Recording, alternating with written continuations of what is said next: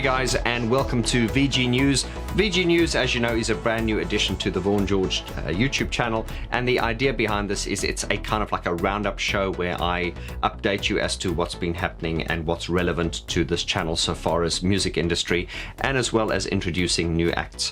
Now, I've been getting comments from some of you saying that there haven't been a lot of videos released on my channel in general lately, and there's a reason for that, which I will get into in the news segment of this video, and that is just because of life getting in the way and lots of other things. But also do stick around at the end, because I'm going to be introducing you to an up-and-coming band, which, well, they've been around for a while, but certainly a band that I've only learned about recently, and I'm sure you will be very interested in too. So let's jump into it. So first things first, I don't like to talk too much about my personal life, but this happened, and as you can know, it's a life-changing thing, event. It's major, and all the cliches are true. It's hard work, but it's wonderful at the same time. So, of course, as you can imagine, there's been a lot of restructuring around the way I do things and everything. Something else that has taken up a large chunk of my time over the last year was the production and completion of my Dark Society album, which I've been talking about for a long time, but I'm pleased to say it's finally here.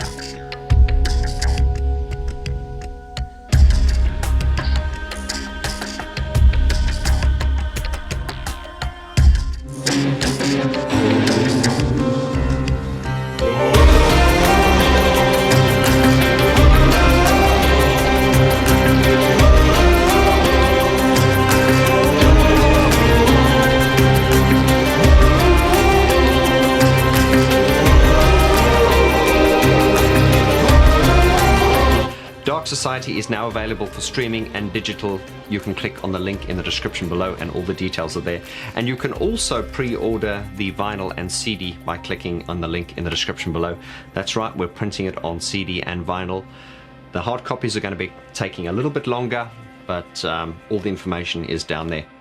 And as always, thank you so much to those of you who enjoy and support my original music.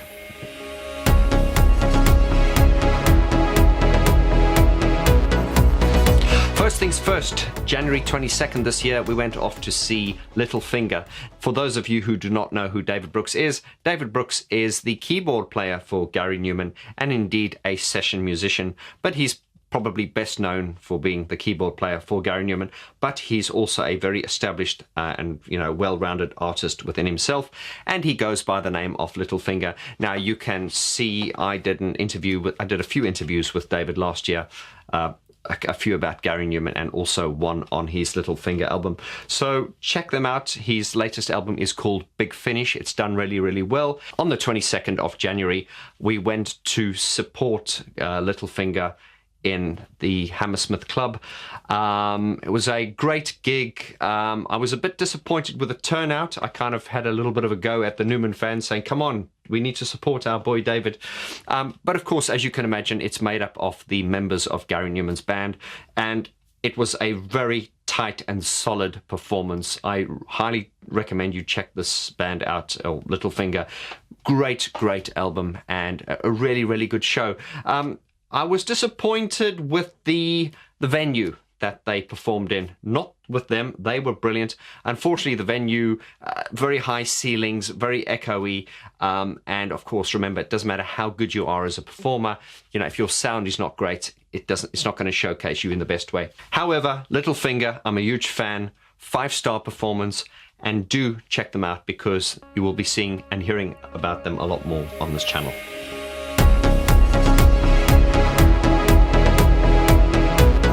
25th of March, I was put on the guest list to go and see the Tiny Magnetic Pets, and they performed at the Water Rats. I want to say a shout out to their manager, Una Fagan. Thank you very much for the ticket. I really did enjoy the show. Water Rats, what a great venue. I've never actually been there, although I know of the venue, and great venue, just the right size, very, very, very good. Very, very good sound system and a great vibe. And of course, I enjoyed the Tiny Magnetic Pets. I've heard quite a lot about them through the channel, and it was quite nice to meet them, and I'm sure we will be speaking to them later on down the line. The support act for the evening was Tin Gun. Shout out to Tim Dorney. He's my kind of guy. He's always got a smile on his face and always has a drink in the one hand. Great, really, really enjoyed it. I've heard about Tin Gun, and that was really a great night. And when I went to that gig, I just thought this is what it's all about, because there is a huge gap in the industry, as I've often spoken about on this channel, is the fact that there are a lot of bands out there that aren't getting recognition, and there is music which is kind of not played in the mainstream, but there is a market for it. So I'm always trying to bring awareness to that market. So yeah, that was a great night. Tin Gun, I almost call it Tim Gun. That's Tim Dorney, but Tin Gun and the Tiny Magnetic Pets. Two great acts which are worth checking out.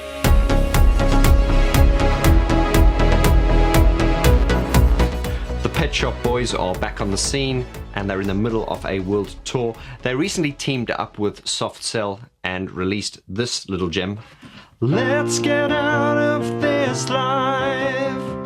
I'm afraid and alone, paralyzed in the purple zone.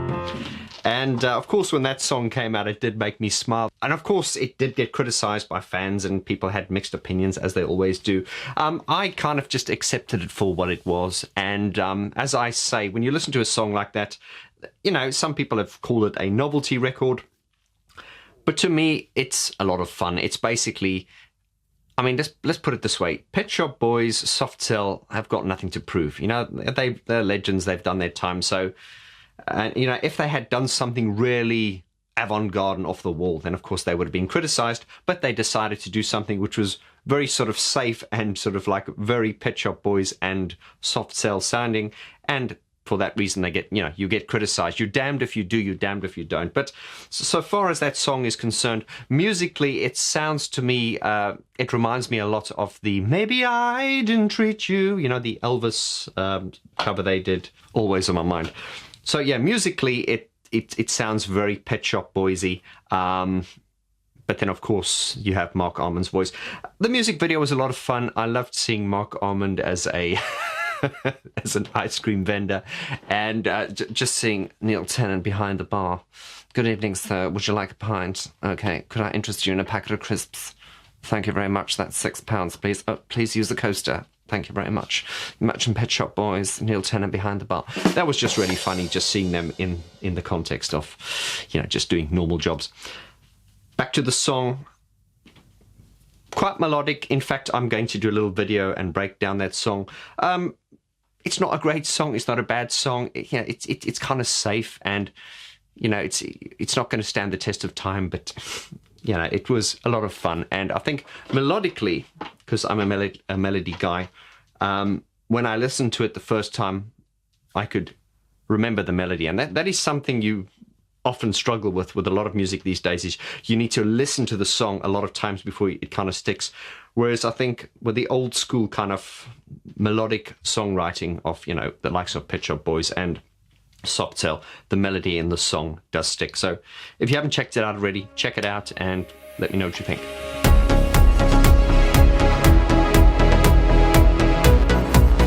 Certainly one of the highlights of this year, Gary Numan just played Wembley for the first time since 1981.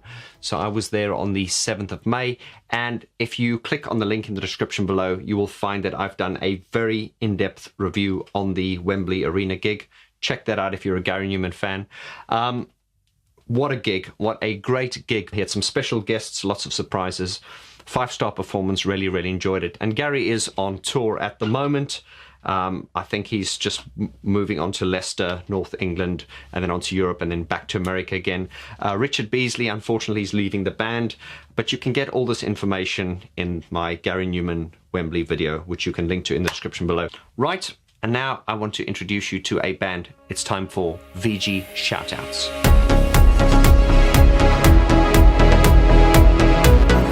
Cult with No Name are a band which came to my attention last year. I went to an event in Holborn which was hosted by the Electronic Cafe, shout out to Mark and Andy, and it was an evening with Rusty Egan. And this was the first time I was introduced to Cult with No Name. Instantly liked them, and I finally got them on for a chat. Well, in this interview, I'm speaking to the singer Eric, and he's going to play us out at the end with a great song. I hope you enjoyed this episode of VG News. Leave your comments in the description below. and I'm going to leave you with the interview and the play out of the song. All the best, my friends. Adios. Eric Stein. Eric, brother, how are you? I'm good, thanks. How are you, Vaughn? I'm good, thanks. Thanks for joining us. Well, Eric, let's talk about the first time I met you, saw you guys. I was at the Rusty Egan event, an evening with Rusty Egan in Holborn, hosted by the Electronic Cafe, and you and your other half of the band, who is John on the piano, you guys performed there. I must say I was very, very impressed. What I liked about it was I like to, and I don't. There is no such genre, but I like to call this kind of music that you do, I like to kind of call it humane electronica. And yeah, there we go, just come up with a genre. And what I mean by that is it's electronic music at its core, but it sounds human. You know, it doesn't sound metronomically bashed in, you know, and that's what I liked about it. The performance you had there was very atmospheric. I liked the sort of the way it was done with the sort of minimalist atmospheric background, but then with the live piano, proper live piano as played by John and your vocals. So it gives it a really kind of a human kind of feel. Do you think I've described that accurately? Yeah, I've never been called that. We always struggle a little. I mean, all bands sort of struggle a little bit with what they call themselves. And it's a really flattering description. I mean, you're right about the kind of the metronomic kind of robotic stuff. You know, personally, we don't have too much of a philosophy about what we do, but I do have a philosophy that I find futurism in electronic music a bit cliched, can be a bit cliched. You know, why do we have to sing about robots and the future? You know, it's been done. It's been done. It's been done, and it's been done better. And so that's why we try and write and sing about real things, and try and avoid some of that kind of robotic monotonous, I would say. I hope. Yes, I think you know, that sort of robotic futuristic thing, you know, it kind of worked with Kraftwerk, it worked with Numan and all that kind of thing. And I think you got to be a bit more creative these days, because everything's been done, hasn't it? Yeah, well, that's it. And I don't quite see, for us personally, I don't see the point of going down trying to chase and replicate people that do it and will continue to do it a lot better than you. So it's always been that way. Also, my influences are pretty wide, you know. And John's, for that matter. I grew up on jazz and the Rolling Stones, and John is a big classical music fan, and you can see that minimalism. You know, he likes 20th century minimal classical music, and then we have the kind of synth, you know, late 70s, early 80s influences as well, which is what I spend a lot of my money on. But that mix, I hope, maybe is possibly a little bit different to some of the bands, but I guess it comes through. It really does. I really like as I said, I like the musicality of it. It's very sort of grown up, and I don't mean that in a boring kind of way. It's just sophisticated without being pretentious. So I think it's very classy, and I do think that I hate, you know, unfortunately, I don't want to put people in boxes, but you always have to tell people what the ballpark thing is. And I've said to people, if you like, you know, sort of, it's got elements of OMD, but also elements of Hertz. So, you know, so I think people who like that kind of music will be quite comfortable with your sound. Yeah, no, I think we've had those descriptions. It's good to hear OMD, actually, because OMD are quite a big shared influence for me and John. And actually, the track that we're going to play out with tonight is very OMD influenced, I think. So yeah, no, I agree with it. Definitely agree with that assessment. When I was at your gig in Holborn last year, I walked out with 3 of your CDs, which you gave me. Thank you very much. Tell us about your latest album, Nights in North Sentinel.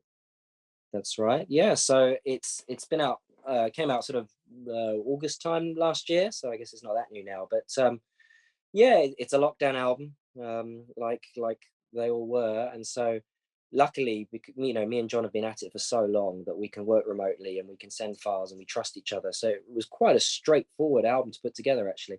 One of the consequences of it is, if you look through our back catalogue, quite a few of our songs are just piano and vocal. But actually, we have to be in the same room for the piano and vocal ones.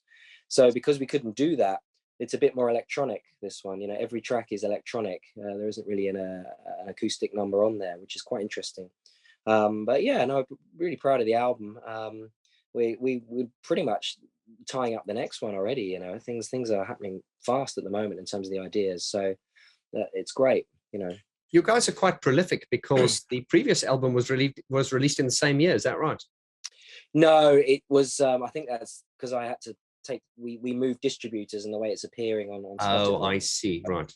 So it was 2019 was Right. Media Burn, and then 2021 was. So it's only 2 years apart. We've done 10 albums in 13 years. I think that's right. Pretty 14. prolific. That's pretty Yeah, prolific.